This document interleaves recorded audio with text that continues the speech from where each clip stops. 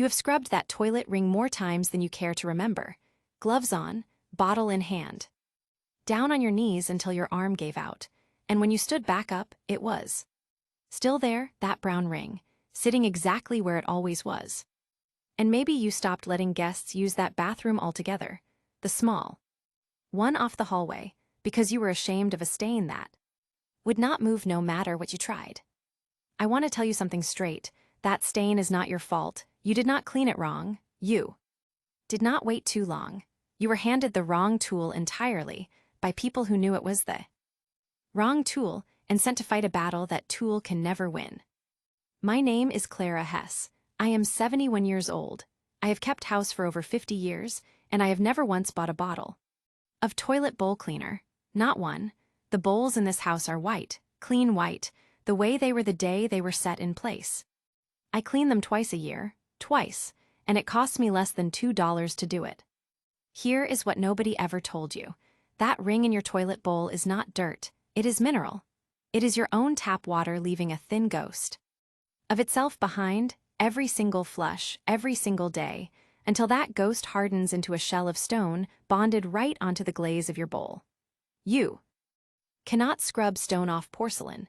You can wear your arm down to nothing trying, but the stone does not care. And here is the cruel part. Every time you scrub with a stiff brush or a gritty powder, you are scratching the glaze. Tiny scratches you cannot see, but the minerals find them. Every scratch is a new place for the next bit of mineral to catch and hold. So the harder you scrub, the rougher the surface gets. And the rougher it gets, the faster the stain comes back deeper every single time. You thought you were cleaning. You were building the foundation for the next stain. The cure was never a stronger arm, it was never a stronger bottle. The cure is one simple powder, something that takes that shell of mineral and quietly turns it into something soft and loose, something the water simply carries away down the drain on its own. No scrubbing. No fumes. You pour it in, walk away, and when you come back the stain is gone. That powder is called oxalic acid. It grows wild in wood sorrel, that little sour weed children chew in the yard. The old-timers called it salts of sorrel.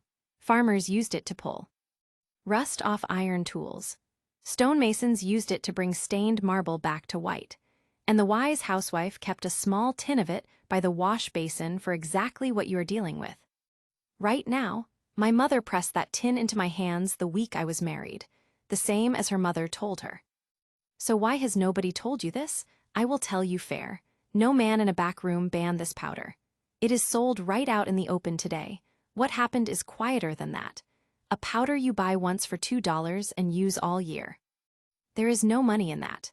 But a bottle that works for 2 weeks and asks to be bought again and again and again, one for the bowl, one for the tub, a tablet for the tank, that is a river of money that never runs dry. The bright bottles had money behind them. The plain powder had none. And inside of one generation, the knowledge just slipped right out of the houses where it had lived for 200 years. Now let me tell you exactly what to do. Go to a hardware store or farm supply and ask for oxalic acid. If they give you a blank look, ask for wood bleach or rust remover crystals. Same powder, different name. A tub costs $2 to $6 and lasts you years.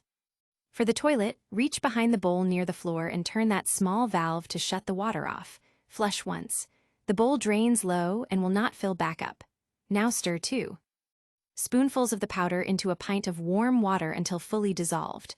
Pour it or brush it directly onto the stain all the way around. Then walk away. 20 minutes. Do not scrub. The chemistry is doing the work and your scrubbing only undoes it. Come back, turn the valve on, flush twice. The stain will be gone. For a rust ring in the sink, wet a cloth in the same solution, lay it over the rust. Wait 20 minutes and wipe clean. For grout gone dark, work it in with an old toothbrush, 10 minutes.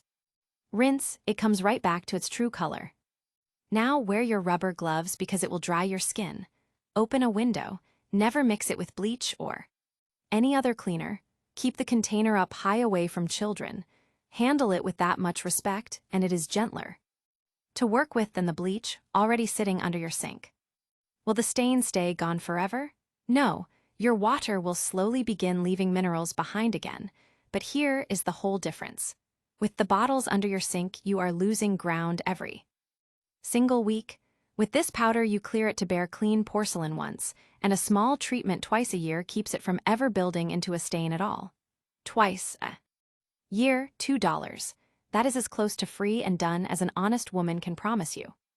Try it one time on your very worst stain, the one you keep the door shut on, pour and wait and flush, and let your own 2 eyes tell you who had the right of it.